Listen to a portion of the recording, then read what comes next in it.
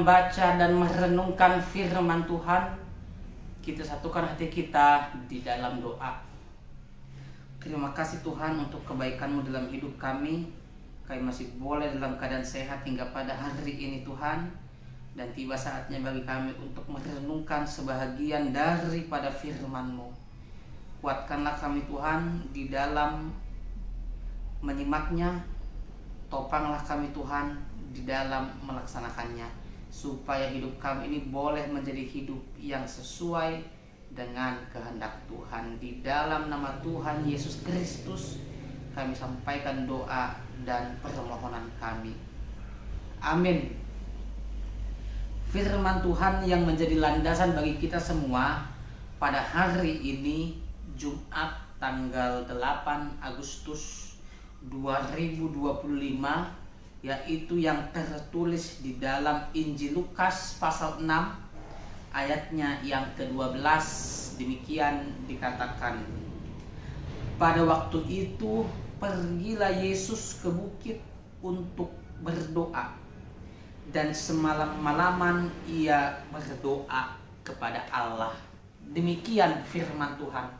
Bapak, Ibu, dan Saudara, coba kita evaluasi di dalam kehidupan kita masing-masing. Bagaimana relasi kita, bagaimana hubungan kita jalin selama ini dengan Tuhan.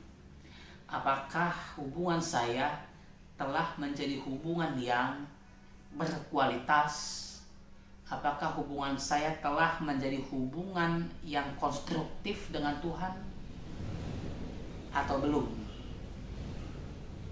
Amang Inang, kita tahu bahwa Tuhan menyediakan sebuah media bagi kita untuk dapat menjangkau, untuk dapat membuka komunikasi dengan Dia, yaitu adalah melalui doa. Dan ketika kita menonton video ini sekalipun, ini juga sudah bagian daripada doa. Apalagi kalau kita mau menyimak dengan sungguh-sungguh, apalagi ketika kita mau melakukannya di dalam kehidupan kita masing-masing. Teks ini menjelaskan bahwa Yesus sampai pergi ke bukit untuk berdoa semalam-malaman. Ini menyatakan bahwa Yesus ingin mengambil sebuah tempat yang mungkin sepi, hening, sehingga dengan itu fokusnya bisa Dia tempatkan seluruhnya kepada Tuhan. Itulah sebabnya juga Injil Matius mengatakan, Yesus mengatakan, kalau kamu berdoa, tutuplah pintumu, masuk ke dalam pintu kamarmu. Ini mau menyatakan bahwa jika kita ingin datang kepada Tuhan, datanglah dalam keheningan. Melalui keheningan kita akan mendapatkan fokus yang utuh. Ya, kalau bising kita jelas kita tidak akan bisa fokus. Kita akan sulit untuk membangun ikatan batin dengan Tuhan. Namun dimanapun Amang Inang kita bisa berdoa, dimanapun itu sekalipun kita bisa memuji Tuhan. Namun teks ini ingin mengatakan sebuah keintiman.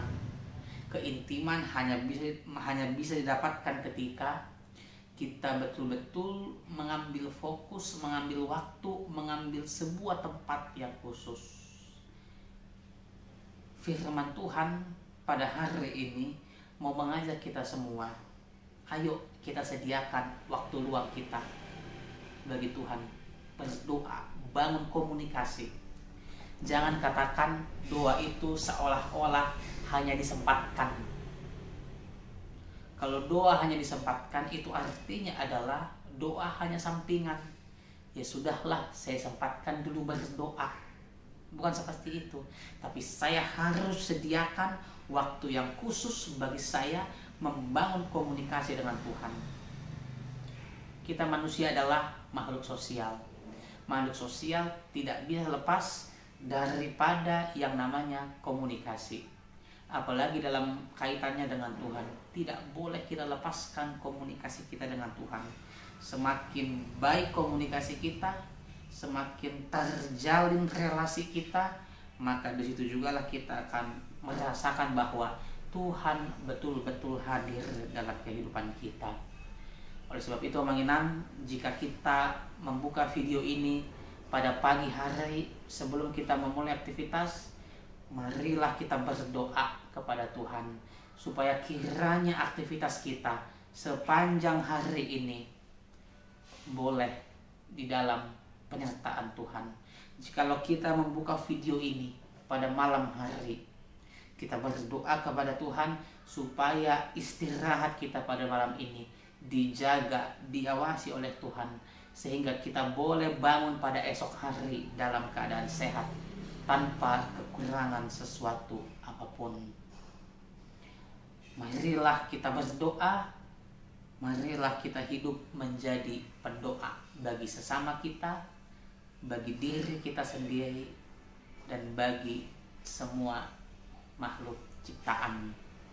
Amin. Kita berdoa.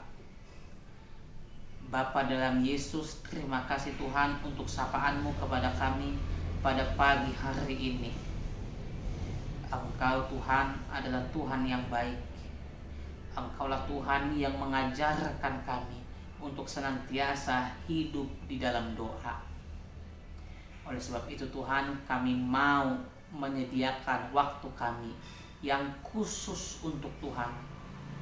Kami tahu bahwa komunikasi dengan Tuhan adalah sesuatu yang harus dibangun setiap waktu tanpa boleh kami tinggalkan.